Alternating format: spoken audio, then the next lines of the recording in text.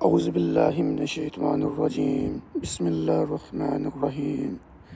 یہ ہے جی مسجد قباء۔ یہ اسلام کی سب سے پہلی مسجد ہے۔ جب حضرت محمد صلی اللہ علیہ وآلہ وسلم مکہ سے ہجرت کر کے مدینہ تشریف لائے تو سب سے پہلے قباء کے مقام پر قیام فرمایا۔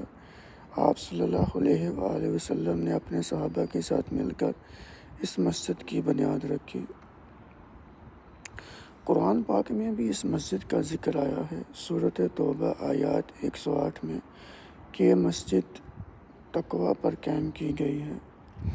حدیث میں آتا ہے کہ جو شخص گھر سے وضو کر کے اس مسجد قباء میں 2 رکعت نماز ادا کرے اسے ایک عمرے کا ثواب ملتا ہے۔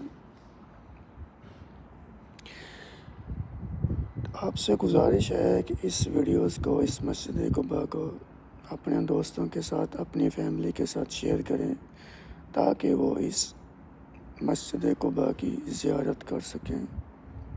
اور میری دعا ہے کہ جو بھی اس مسجد قباء کو دیکھ رہا ہے، اللہ پاک اس کی ساری زندگی کی مشکلاتوں کو دور کر دے، اس کی زندگیوں میں آسانیاں پیدا کر دے، اور جو بے اولاد ہیں ان کو صاحب نورینہ اولاد نصیب فرمائے۔